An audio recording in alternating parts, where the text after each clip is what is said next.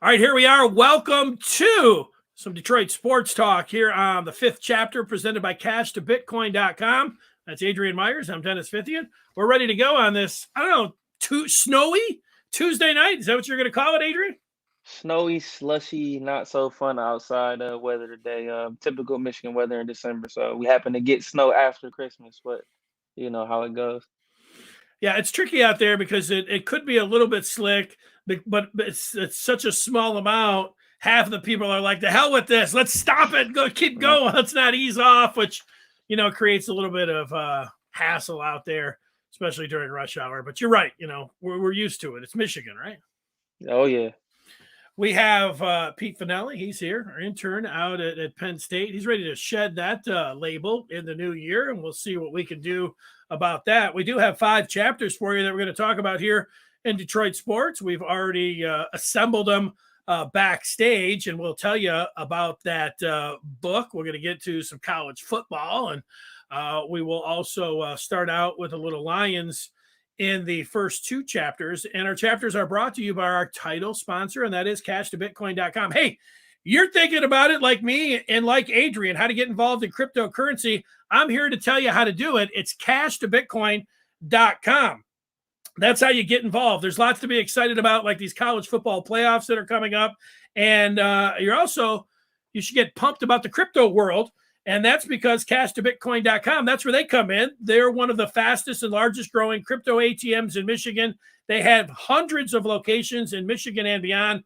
Check out a map to find the crypto ATM near you at CashToBitcoin.com on Twitter. That's cash, the number 2, Bitcoin.com.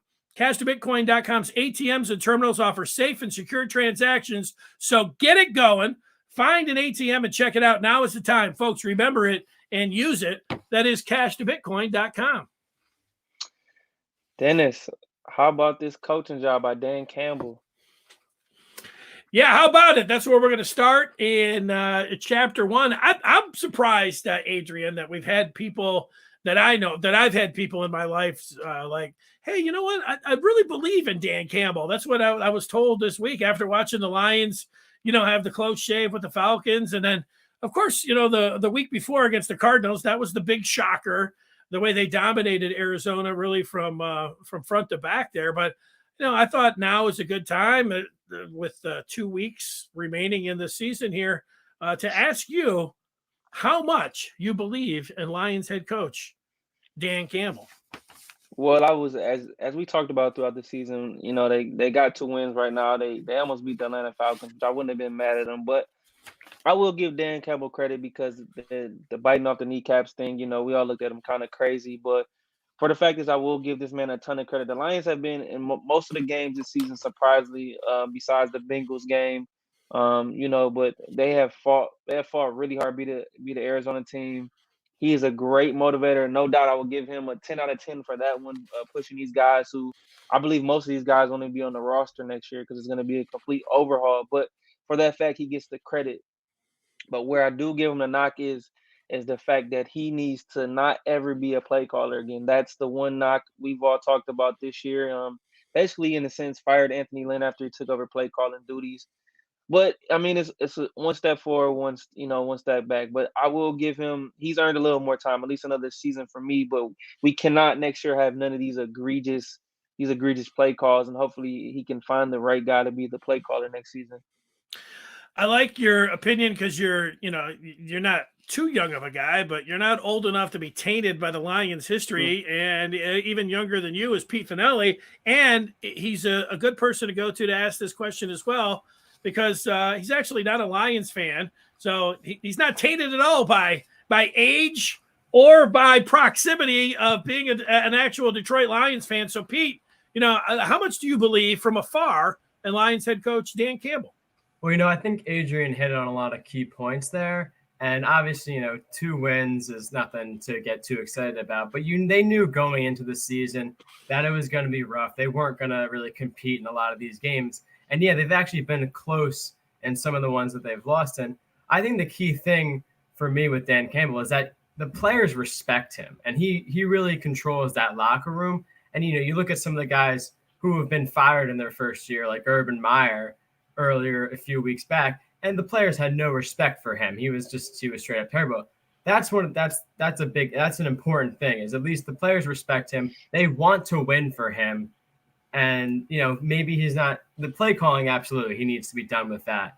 But as a head coach, I think he's in a fine position right now to at least expect another year or two with Detroit and maybe get some new players in there, some more talent, because obviously he's not working with a lot right now. So from an outside perspective, I think he's done about as much as he could have done this year. Yeah, to me, nobody likes to put an incomplete on it, but both of you guys both mentioned he doesn't have a lot to work with. We don't know, we know he's coming back. The bar's pretty low. Normally, there have been, and you pointed it out, Urban Meyer got fired this year. Normally, you get through your first year, you're going to get 2-3 years. In the NFL, Dan Campbell comes in, the guy that preceded him, ran roughshod over the team. The players hated him. He was screaming at him in meetings. So Campbell's coming in. He's got a great spot. He just has not, don't be Matt Patricia and act like a jerk to your players. And, they're going to play for you. They know, if Dan Campbell was in his third year or something, they knew he was going to be on his way out. Maybe there'd be something going on. But, these guys know he's coming back. The part about him, playing well these last 2 weeks and playing hard for him, all right, but you mentioned that Cincinnati game. I bet him on the Philly game. They were an embarrassment. They weren't just bad in those games; they're an embarrassment. So, but the part that I'm having a little bit of an issue with was the Cardinals game. It's not like the pieces that they had were the guys that they're going to lean on in the future. This wasn't, hey, DeAndre Swift and TJ Hawkinson. It's a bunch of dudes that nobody's really heard of. There's a couple guys that have stepped up that'll be, it looks like they'll be here when this team is ready to compete, maybe in a couple of years, like Amon-Ra St. Brown. But I don't know. I've seen it before, with the late season, hey, this is going to mean something for next year. And I don't want to make it sound like it's not good that they're playing hard, but the part about there being some kind of springboard for next year, I don't buy. I think they played hard against the Cards. I'll take it. There's not a player sitting there that, and every year I get tired of, let's just tank because ruining the draft position.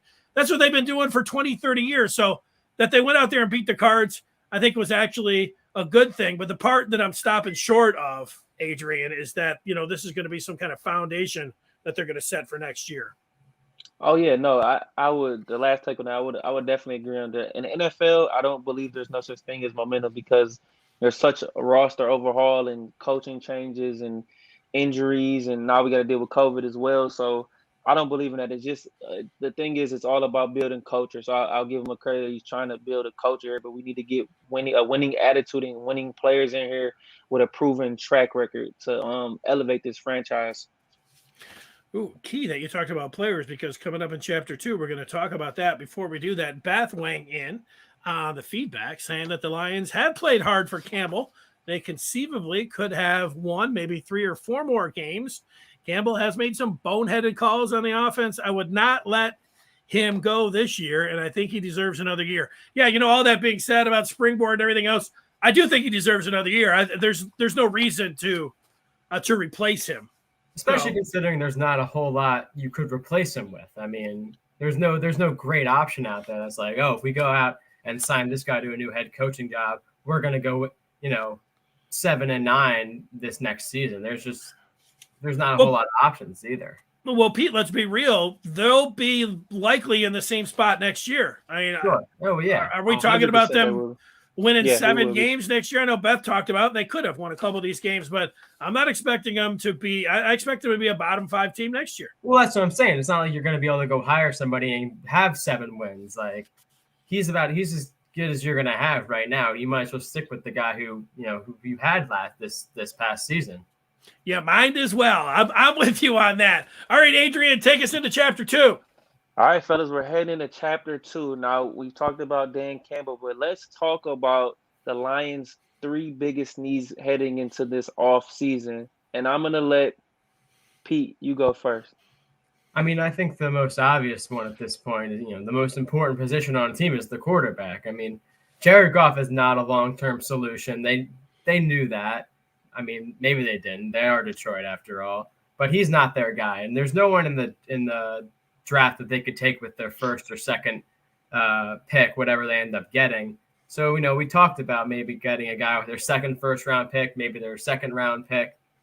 But that's the number one thing is that they've got to fix because Jared Goff is not going to go out in key situations and win games for them. Yeah, no, I think that's a good point. Quarterback being number one, I'm with you. And, I know there's a lot of ideas, maybe trade down a couple and then grab one of these guys that you think is the best. And I don't know about that, taking them inside the top 10. But I do think, if one of those guys, if it's Pickett or Corral or whoever, Willis, that you sit there where you get that Rams pick in the 20s and they end up saying, okay, we're going to take him. I'm not against that.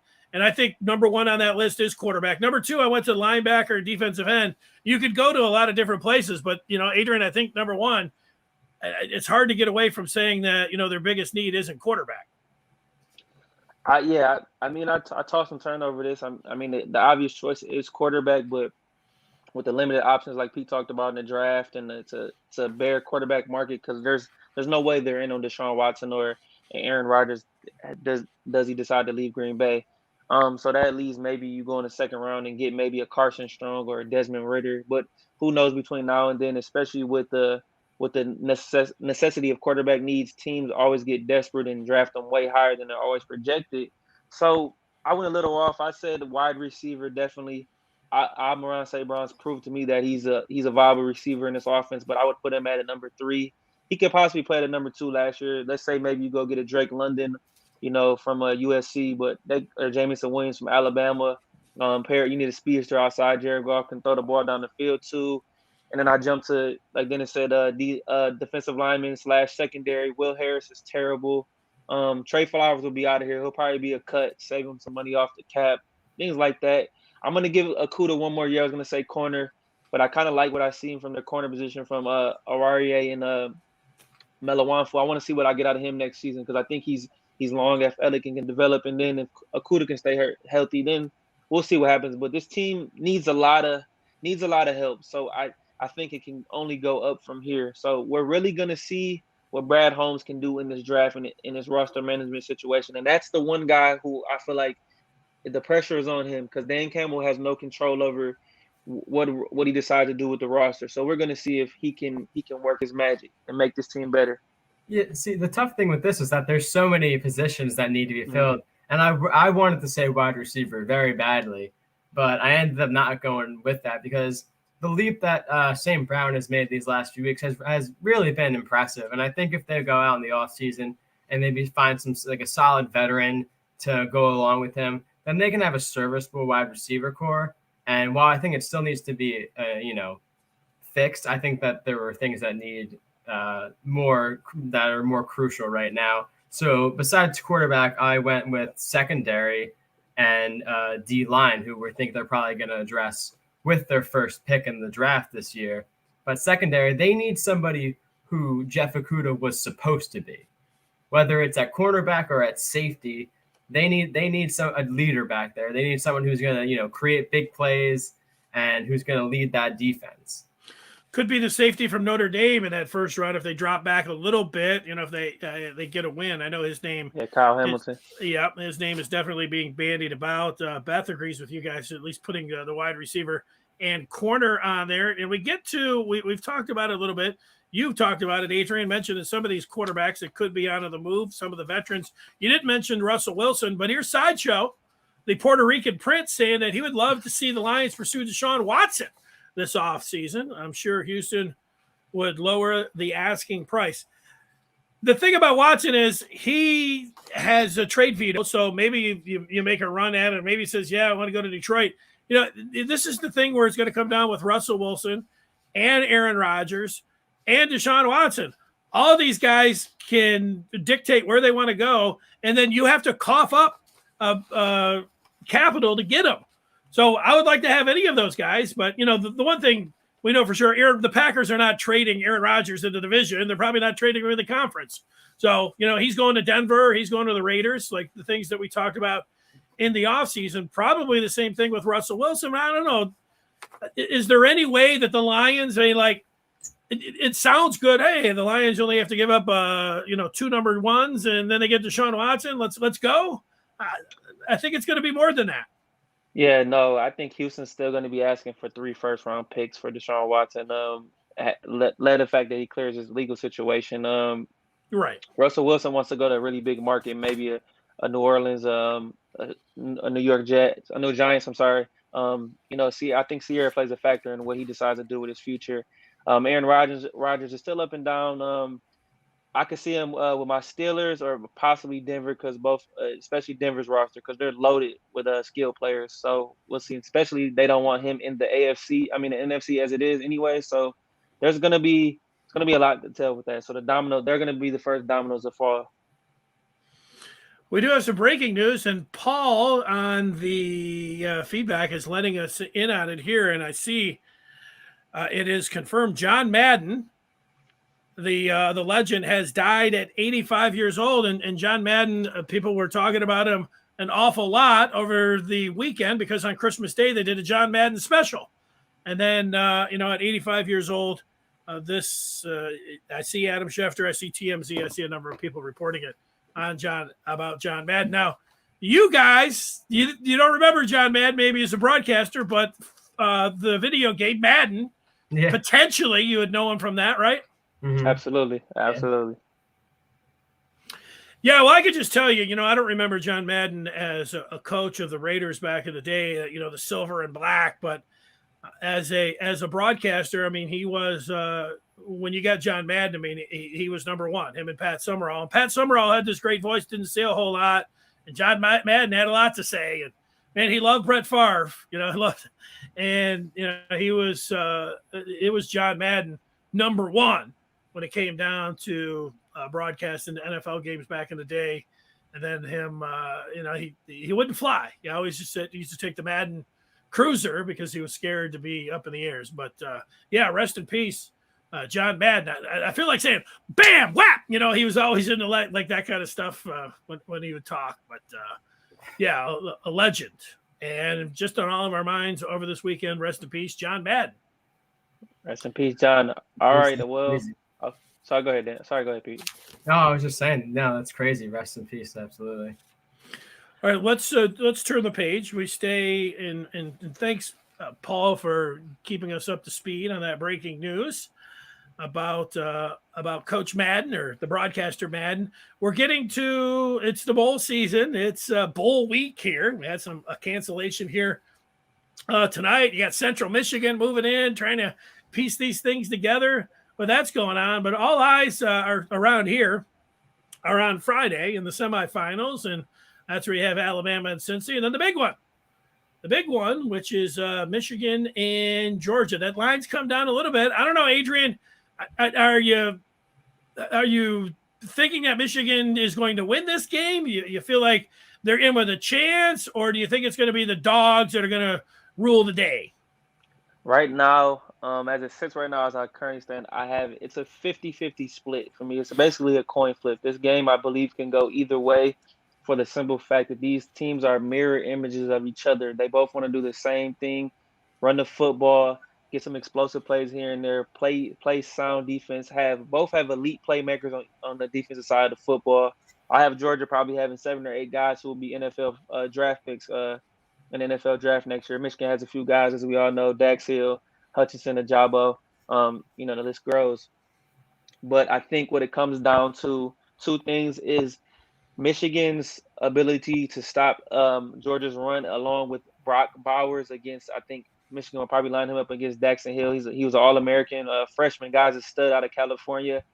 And it will come down to Kincaid McNamara make the plays, to have some semblance of a run game, but make the plays in order to help Michigan get a win. I think it will be a low-scoring game. Right now, I'm still kind of leading Georgia a little bit, but I don't have my final pick yet. It's just I'm getting a little more nervous as the game comes, but I can see Michigan winning this game, no doubt. Yeah, Pete, before you make your assessment on the game here, you mentioned Dax Hill. There's at least his status for the game is up in the air, as didn't see him down in Miami, and there's some talk that there's a possible COVID issue here, and maybe with them the work of the COVID protocols and everything, there'd be a chance. And if he gets in there and gets some negative tests, he could still be out there. But it's certainly a situation to watch. And of course, I think all of the players 72 hours out have to have a test. So the way that COVID's going around, and obviously look at everything that's going on, the possibility of more players being out. I mean, there's a chance. Hopefully everybody gets all of their players and everybody's there on Friday, but that almost feels like wishful thinking here. But so making any picks, you got to hold everything like let's see what happens and who's actually out there Friday. But Pete, you think this is going to be Georgia? Or do you think Michigan's got a shot? I mean, it's tough because you look at Georgia for the entirety of the season, minus the game against Alabama, and they were gods. They were unbeatable, untouchable, and then they go play Alabama and they get completely embarrassed, which I wasn't expecting, to say the least. And that game kind of brings them back down to earth a little bit. And then you take this Michigan game and you think, all right, Michigan's been hot. They beat Ohio State. They're ranked number 2. As much as I want to say that Michigan is, I think they're going to give them a run, but I got to give it to Georgia, at least for now. If some crazy COVID thing happens and, a couple of players are ruled out, then maybe that could change some things. But for now, I still got to lean Georgia's way. Yeah, I can understand that. And obviously the odds makers feel like you do. I mean, it was up to 8.5. It's 7, but you know what? The way Georgia played all year long, and you could say, hey, there was a hiccup, and Alabama's a really good team. Plus, the thing about Georgia, they stopped the run. Of course, that's what Michigan does well. So matchup wise, if that's how you look at it, you can say, you know what, Michigan, if they had a team that was a little soft against the run, that'd be a great matchup for them, but they're not. So a lot of it is going to be on Michigan's quarterback. I'm picking the Wolverines. I like how their defense is playing. And I look at the quarterback on the other side, Stetson Bennett, and I think that's where Michigan, they have obviously the defensive ends that could wreak havoc on that position. And Bennett, if Michigan can stop the run, I think they could create some turnovers with Bennett, if they make him beat them, which they're going to try to do. And you know what? If it comes down to Stetson Bennett or Cade McNamara / J.J. McCarthy, even though you could put in J.T. Daniels there for Georgia, I think Michigan's in with a pretty good chance. And you know what? The big playability, the way this team has played the last 2 weeks, I think they can beat Georgia and pull the upset. Right now, that's what I'm predicting. I think it definitely comes down to Cade McNamara here. I mean, against that Georgia defense, it's going to come down to if he can, avoid turnovers and make the big plays. We have a few feedback before we move on. Beth saying her eyes are on Thursday. Spartan fan, looking at the Peach Bowl. Michigan will win. Not sure about State.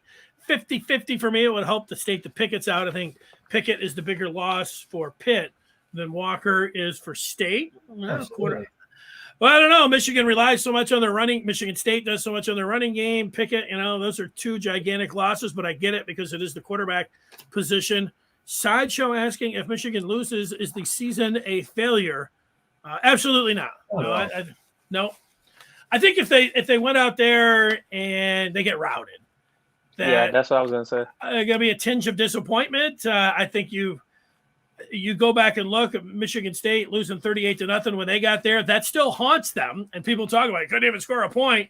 So it's not that Michigan, gets a field goal and say, hey, they're better than Michigan State. Although that's how a lot of people will look at it. But, I don't think they're going to get embarrassed. So I would cross that bridge if I had to do it. But I like I think the season's been, exactly the opposite of it's been a complete success. It almost doesn't matter what happens. But, yeah, don't go get blown out on Friday, because that leaves a bad taste in your mouth. Anytime you lose the last game of the year, it's going to leave a bad taste in your mouth. As long as they act like they're supposed to be there, even if they do lose, they go out respectably. And then you look back on the season, I think it's a pretty big success for them. Yeah, I look back at Michigan's basketball team. They got that close to the Final Four. They had 3 shots, in the final. I think it was 40 seconds or whatever it was. And, they had the guys shoot the ball that they wanted to. And, I know people say that was a choke job or whatever. That's fine. You could make a case for that. But as time has passed, I mean, it was a successful season, and they didn't even get to the Final Four. Michigan beating Ohio State and winning the Big Ten for the first time since 2004 it speaks for itself. So, yeah, there you go. Well, All right, let's go to chapter 4. There you go, Adrian. Sorry, I cut you off. no problem. We're heading into chapter 4, so let's turn the page. But we're gonna talk about it, fellas. It's been a long year in sports. We've got a lot. I know COVID's done rampantly hit us this year towards the end of the year, but we've got a lot of stuff taken care of. We got fans back in the stands. We wanted. Got a lot of things going. But in the year review, fellas, I would like to ask, what is the underrated moment in sports this year? Let's start off with you, Dennis. Well, and you guys can go anywhere you want in the world of sports. It doesn't have to be right here in Detroit, but I'm going to Detroit. Cade Cunningham, that wasn't underrated.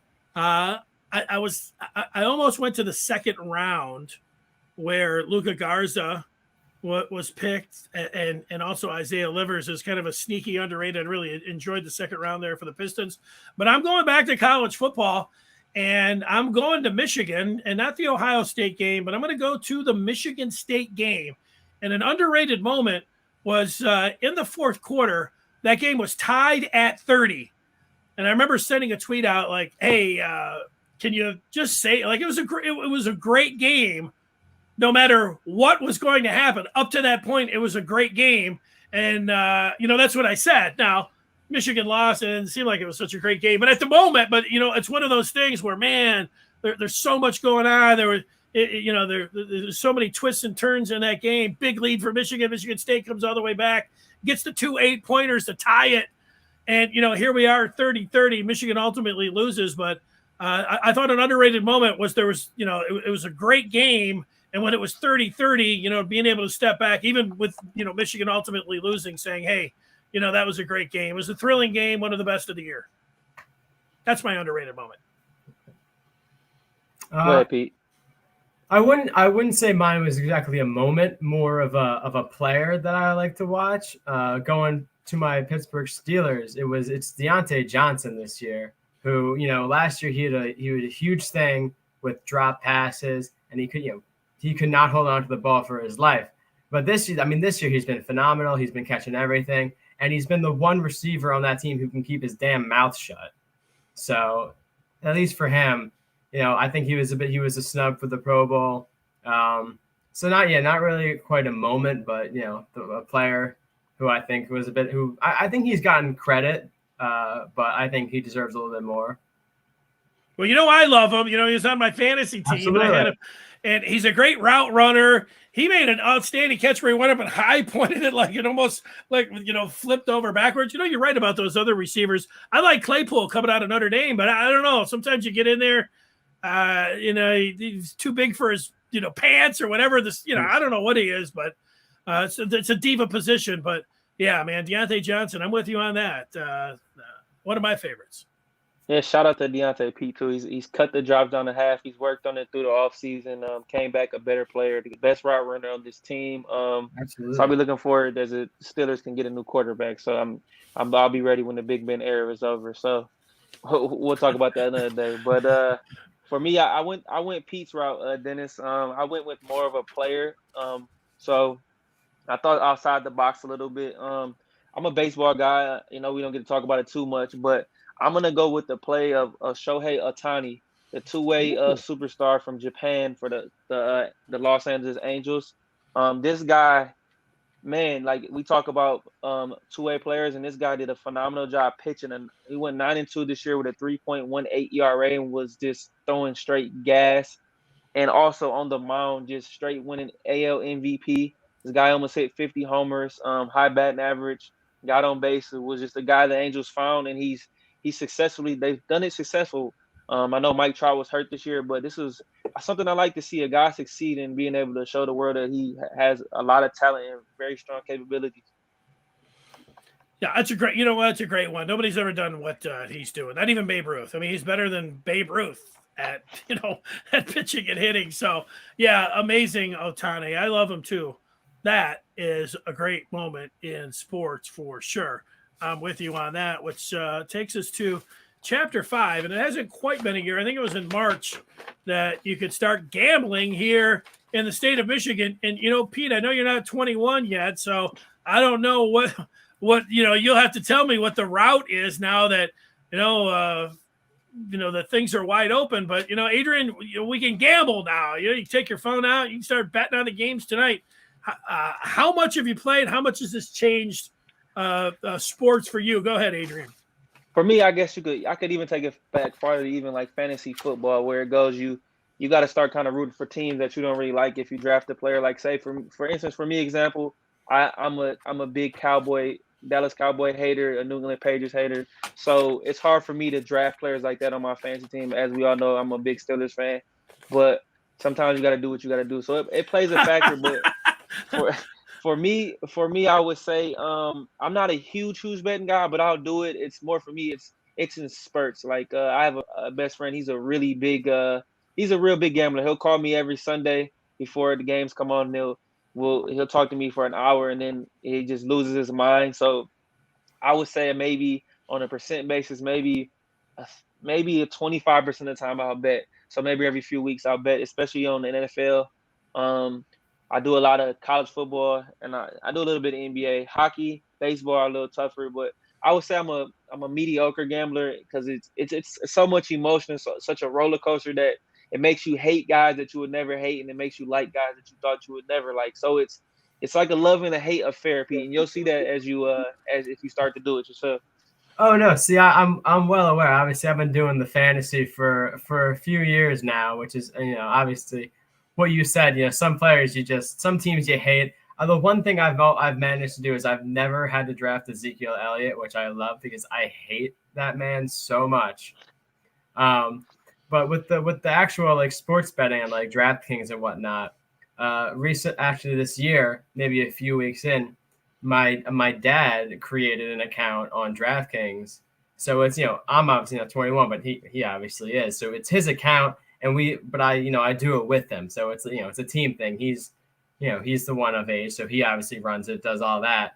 But I give him who I think's gonna win, what player's gonna get these yards. So it's been fun actually. We just this past weekend, DraftKings, like as a little Christmas gift, gave you a free bet that could have been anywhere from like $5 to $50, I think. And we we got the $50 one, and I put in a little like a 2-leg parlay that turned out to get $190 off that. So that was pretty sweet. Yeah, you know what? There's ones that throw you like I like poker, and on the poker site, I noticed that it's the Fox site too, and they give you a free $5 to bet on Thursday night football. So what am I going to do? I'm going to bet $5 every Thursday for free. So it's got me in the mix. But Adrian, I really resonated to me with your point about fantasy. I can remember back in the day, like I remember when Terrell Owens, he was with San Francisco. He scored a touchdown. He went out to the star in the middle and put the ball, and George Teague went over and tackled him. And I was like, I would never draft that guy. And then years later, here I am, picking him up, and he's on my team, which really crosses everything that you'd think that you would do in sports. So that does become difficult. What I've found though is that I like betting games more than I like fantasy. Fantasy, you can sit around. You've got your player and you're watching the game, but it's like it can drive you crazy. Like he can get you all the way down to the goal line, and you're like, come on, give it to him. They're giving it to some backup running back to get in there, and he vultures you. And it gets down where you're not watching kicks. You're only wanting to flip only when your team has the ball. So I like gambling when it comes down just to I get a longer view of it. But the one thing is that for a year doing this show, when Chapman was on, he wanted to bet every Tuesday and Thursday, and so I did it, and I kept track. And you know what? If you just bet a little bit and just bet the games that you like, regardless if they're on TV or for entertainment, I think that's the way to go. But what I found is that every night, I'm sitting here, I'm like, the game's on. Why not? Why not put anything on it? So you end up wanting to bet every game, and that's not what you want to do. And I look at every one, and they're complete toss-ups. Like every game's a toss-up.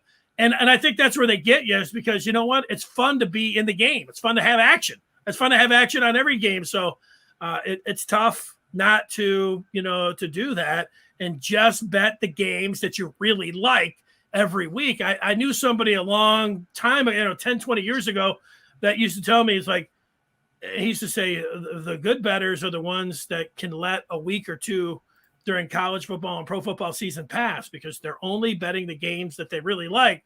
And I always thought, okay, that's pretty interesting. But, if that's even taking it to an extreme. I was saying, hey, just take 2 games you like every week. He was saying, hey, you know what? Look at the menu. Sometimes there's not a game you like. Take 2 or 3 weeks. Only bet the games that you really like. And I think you come out ahead. There's not many people that are able to do that, though. The killer is sometimes, this just happened to me this past weekend, is when your fantasy and your bets overlap. Because part of my bet for last week was that the Packers were going to win and Devontae Adams was going to get a touchdown. And of course, I played against him in one of my fantasy leagues, and he went off and absolutely killed my shot at the championship. I just always find it for me, the biggest caveat is the fact that I try not to bet the teams that I actually love. So like the North Carolina basketball, Pittsburgh Steelers, Michigan football, unless I'm absolutely 100% sure. Say Michigan plays Northwestern, but there's been times I have to leave. I have to leave myself out of it because my heart and my bias is really too much locked into it. So I try to stay away from them if I have to. I definitely agree with that one. Well, yeah, and to that point, but you would think that's almost counterintuitive. Like if it's the team that you watch and you read and you know the most about, you would think that would be the team that that you would bet but your heart is so close to it. I used to tell people that right in my gambling manual, part of it was don't bet too many games. The other one is never bet the Lions. And then here I was this year in both the Cincinnati game and the Philadelphia game, just because I picked it before the season that was going to be their first win. Then I'm over there betting it. And not only am I betting it, I'm going back okay, now I'm going to go live money line. Now I'm going over the top. I did it with the Bengals. I did it with the Eagles 3 or 4 times. And then I came back at halftime of the Arizona game. And I said, this is too good to be true. I'm taking Arizona on the money line. I wasn't betting all that much money, but it really, at the end, I'm like, what am I doing? I'm going right against it. I told everybody, this is the number 1 rule in gambling. Don't bet the Lions. And here I am repeatedly doing it. So it's really hard to stay away. I can tell you that much. I can tell you, I got one more thing. Here's Raciti. He wants to bump it up to a 2-hour show. Hey, Raciti, once we get all the sponsors and everything, you know what? I'm not against going up a little longer. So I know you're going to work on that, from behind the scenes there. And we're going to get it going in 22 hours. That's it, Pete. Let's go. I used to do a 4-hour show solo. Wow. Yeah. That's a lot of talking. I don't know how you do that solo. You got no one to go off of.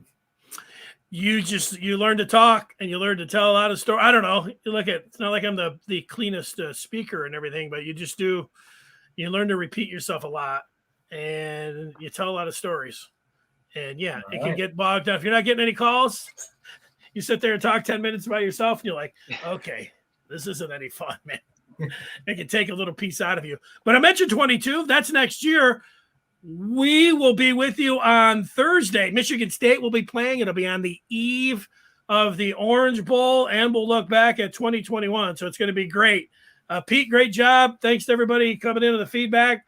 The Prince of Puerto Rico will be on the show on Thursday. And Adrian, tell everybody goodbye. Everybody have a good night. Stay safe out there. That's right.